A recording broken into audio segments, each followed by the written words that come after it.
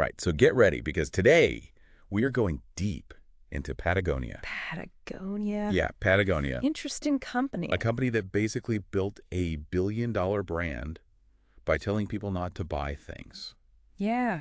How does that even work? I know. And you shared some fascinating articles and research with me on their marketing. Uh-huh. And honestly, I'm kind of obsessed now. Yeah. I got to figure out what their secret sauce is. Well, it's funny because they've turned what seems like anti-consumerism into a driver of customer loyalty. Right. They're not just selling jackets, they're selling a set of values. Value. And that's powerful. Yeah, so powerful. And that's what's so interesting to me. And one of the things that I noticed in the articles was this whole idea of the microenvironment. Yeah. And from what I gathered, it's sort of like the immediate factors that influence a company's ability to serve its customers. Yeah, the actors in the immediate environment. And Patagonia seems really intentional about every single detail, starting with their suppliers. Absolutely, you're right. Okay. Most companies will prioritize cost above all else when choosing suppliers.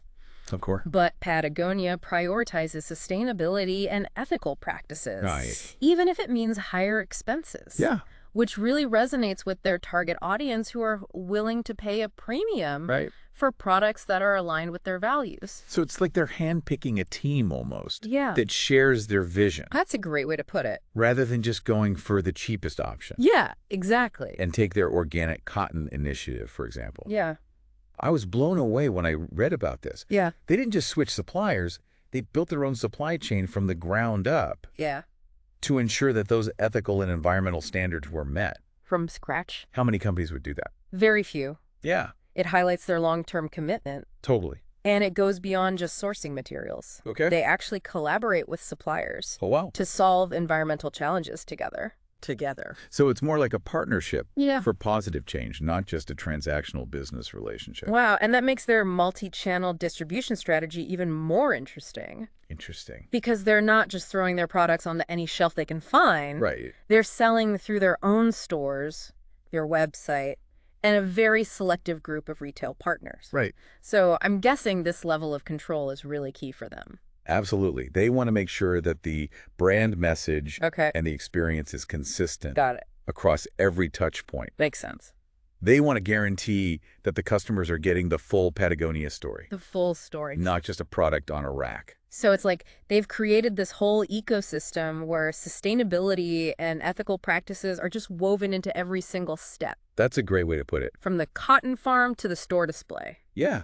And that level of commitment really resonates with their customer base. Right, which, as we know, is very diverse. Very diverse. Yeah. You have hardcore climbers wearing their gear on Everest, but you also have everyday folks who just appreciate a well-made fleece. So what's the common thread there? I think it's more than just buying into a brand. Okay. It's buying into a set of values. Values, there's that word again. Yeah. Okay. So Patagonia customers, they're united by this shared belief in environmental stewardship, Stewardship, okay. quality, and ethical practices. And so they're basically putting their money where their mouth is. They're voting with their wallets, exactly. Speaking of customers, I was really impressed by how Patagonia approaches customer engagement. They actually seem to listen to feedback, They do. whether it's through surveys or social media or even just conversations in their stores. Yeah, they do more than listen. Okay. They actually act on it. Oh, wow. Take their Worn Wear program, for example. Okay. They actively encourage customers to repair and reuse their Patagonia gear instead of buying new items. Wow. Most companies would be terrified of that message. Right. But it's pure Patagonia. That's pretty mind-blowing when you think about it. It is. I mean, they're basically saying, we make durable stuff. Yeah. Make it last. Make it last. It goes against the grain of so much of what we see in fashion. Absolutely. Fast fashion, planned obsolescence, all that. Precisely. And it works. And it works. Their customers love it. They love it. It builds trust. It reinforces their commitment to sustainability. Yep. And it even creates a sense of community around repair and reuse. Amazing. And they also use data in a really interesting way. How so? It's not just about targeted ads or, Right. pushing products at people. It's about personalizing the message Yeah. to align with their customers' values. Exactly. So deepening that connection, Deepening the connection. offering a more meaningful experience. It's about the experience, Yeah. not just the product. I feel like we could talk about customer engagement strategies all day long. Yeah, me too. But there's another big piece of the puzzle that we have to unpack here, What's that? and that's competition. Competition. Because most brands are battling it out on price or chasing fleeting trends. Yeah, But Patagonia seems to play by a totally different set of rules. they do. So how have they done that? Well, they've turned their commitment to the environment into their competitive edge. Okay. It's not just a marketing tactic. Okay. It's really at the core of their identity. Got it. And, you think about it. Remember when they were the first company to use recycled fleece? Oh, yeah. That was revolutionary. Wow. And they're constantly innovating, pushing the boundaries of Okay. what's possible in terms of sustainable materials and practices. And they're not afraid to talk about it. No, they're not. Like their marketing often focuses on environmental crises Crises. and solutions, raising awareness, inspiring action. Yeah. It's like they're saying, hey, we're all in this together. All in this together. Let's protect our planet. And when you buy a Patagonia jacket, you're not just buying a jacket. No. You're making a statement about your values. It's a powerful message. Just so powerful. Especially now with growing concerns about climate change and ethical consumption. Right. So Patagonia is really tapping into this cultural shift, Mhm. and they're leading the charge. So we talked about their suppliers, their laser focus on serving a values-driven customer, Mm-hmm. and how they've redefined competition. Yeah. But what about the bigger picture? The bigger picture. The forces that are shaping the entire business landscape. Okay. How does Patagonia navigate all of that? How do they do it? Well, that's where the macro environment comes in. Macro environment. Yeah, the macro environment. Sure. Those larger societal forces Right. that can really make or break a company. Economic trends, political changes, cultural shifts, All the big stuff. big stuff, Yeah. you name it. And it seems like Patagonia is incredibly tuned in to all of those shifts. Almost like a chameleon adapting to its surroundings. That's a great analogy. Right. Think about the economy, for instance. Okay. Patagonia's products are known for their durability Yeah. and quality, Right. which becomes even more appealing during times of economic uncertainty. Right. People want to know their investment will last. Exactly. It's a smart move. It is. But what really caught my eye was their willingness to take a stand on political issues, Yeah, their activism. even if it ruffles some feathers. It does, Yeah. whether it's suing the government over land use or supporting environmental causes. Mm-hmm. It really attracts like-minded consumers. And solidifies that brand identity even further. Further solidifies it, yeah. It's almost like they're saying, if you believe in what we believe in, join us.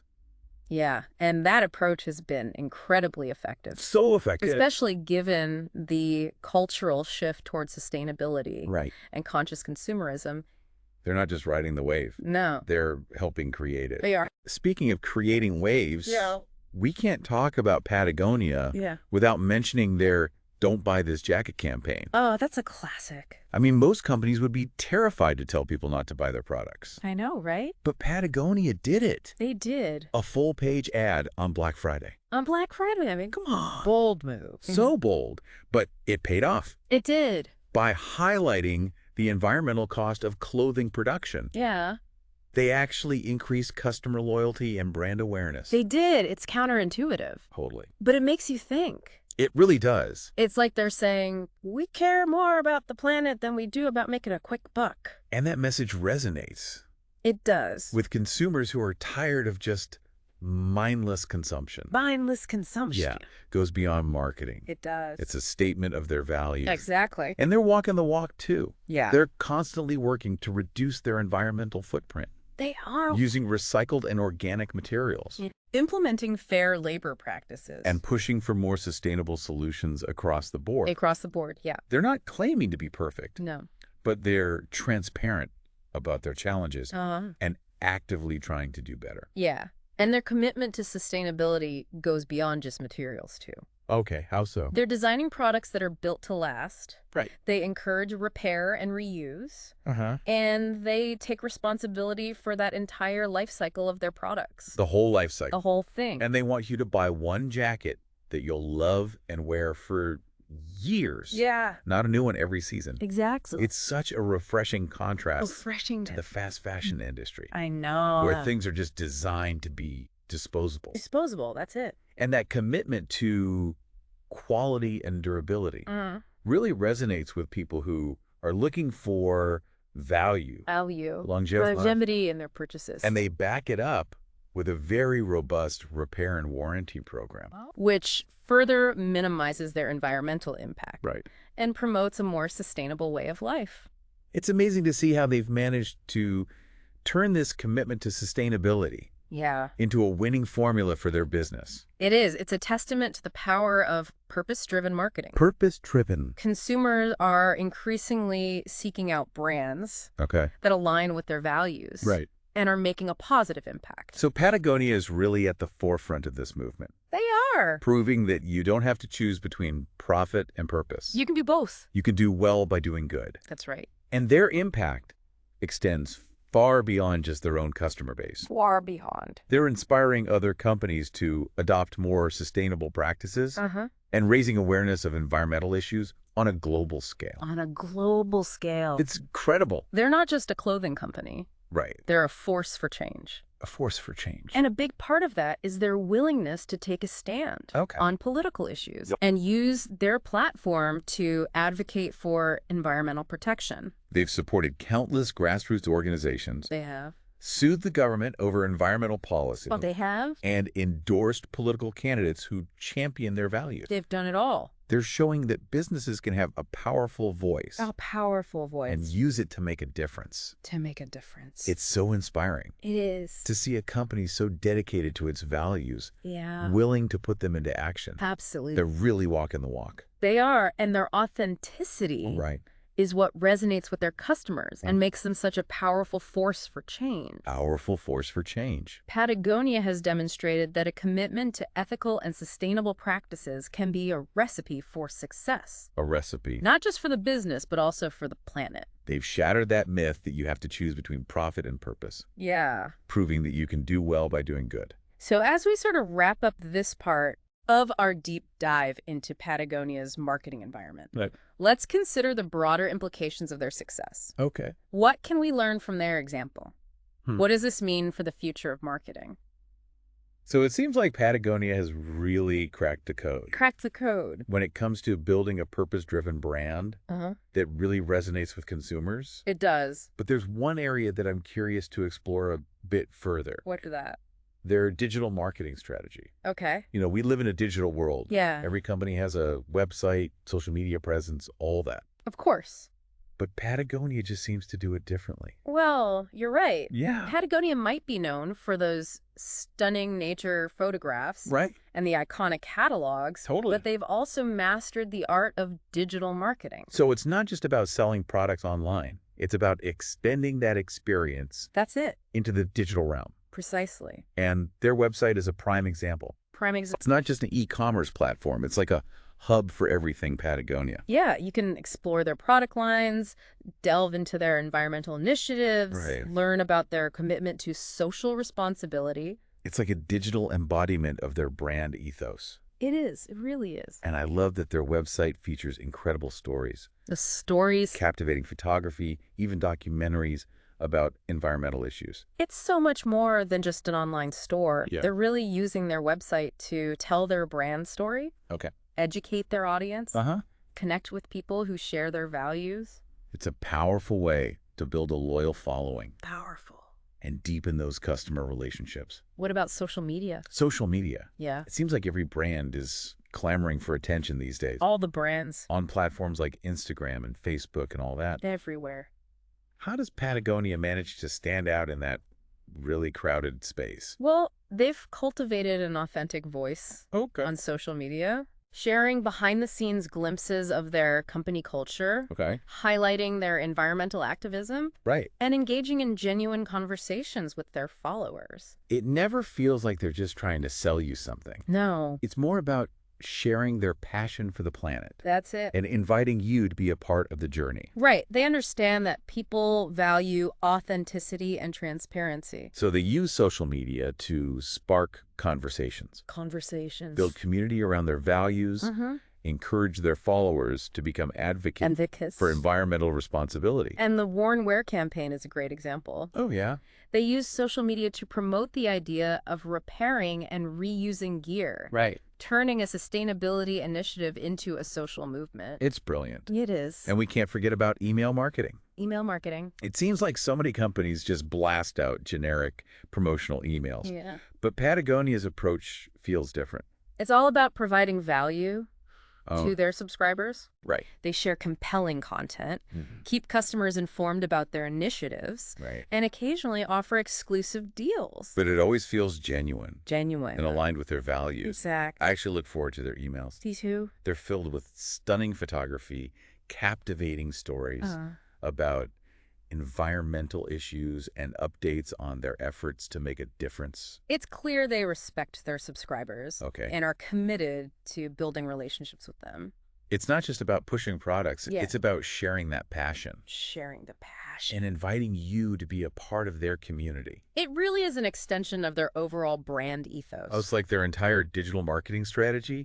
They've created a seamless blend of commerce, activism, and storytelling. Yeah, it's a really interesting blend. That translates so beautifully into the digital realm.